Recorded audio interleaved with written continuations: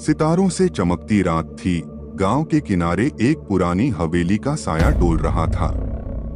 जिंदगी के शोर से दूर वहां एक अजीब माहौल बसा हुआ था, जिसने गांव वालों में भय और रहस्य की बातें फैला दी थीं।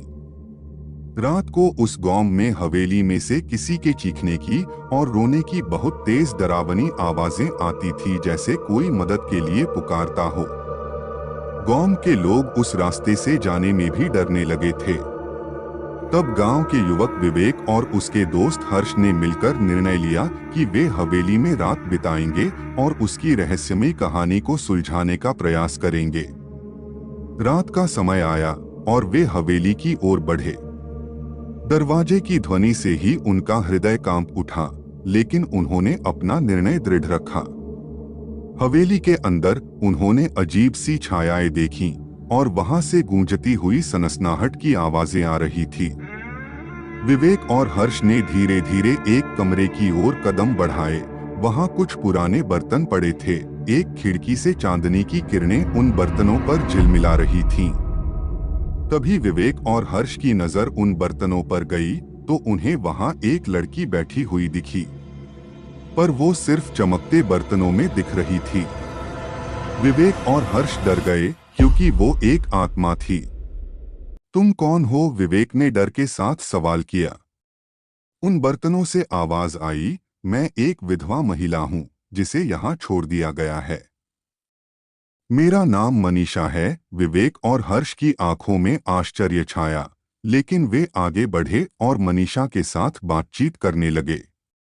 उन्होंने सुना कि मनीषा को यहाँ छोड़ा गया था जब वह बच्ची थी। तभी उसकी शादी कर दी गई थी और शादी के अगले दिन उसके पति की सड़क हादसे में मौत हो गई थी।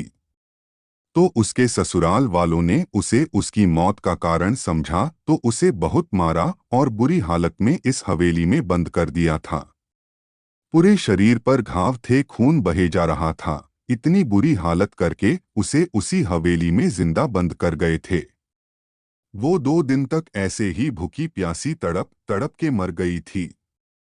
मेरी मदद करो, मनीषा ने रोते हुए कहा। मेरी मदद करो, मेरी आत्मा को शांति दिला दो। मैं बहुत सालों से इस हवेली में भटक रही हूँ। विवेक और हर्ष ने अपनी दृढ़ता बनाए रखी और उन्होंने मनीषा की कहानी सुनी कि मनीषा तब सिर्फ 12 साल की बच्ची थी। इतनी छोटी बच्ची के साथ इतना बुरा हुआ। दोनों की आंखों में आंसू आ गए थे। उन्होंने उसकी आत्मा को शांति दिलाने की दिशा में मदद करने का निर्णय किया। मनीषा के मार्गदर्शन में विवेक और हर्ष ने विशेष रीति रिवाज के साथ हवेली में पूजा की और मनीषा की आत्मा को शांति दिलाई। हवेली में से आवाजें आनी बंद हो गई थी। गांव में भी डर का माहौल खत्म हो गया था। इस कहानी के माध्यम से मैं आपको बस इतना कहना चाहता हूं कि हमें किसी के भी साथ कुछ भी गलत करने पहले सोचना चाहिए। उस छोटी सी बच्ची की 12 साल की उम्र में उसकी शादी कर देना क्या सही है?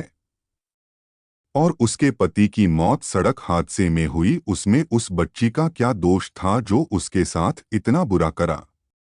इतनी उम्र की बच्चियों को तो शादी का मतलब भी नहीं पता होता है।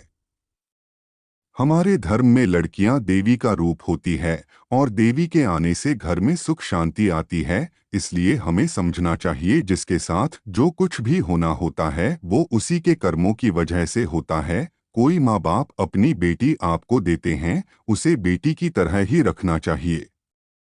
किसी की बेटी के साथ ऐसा नहीं करना चाहिए।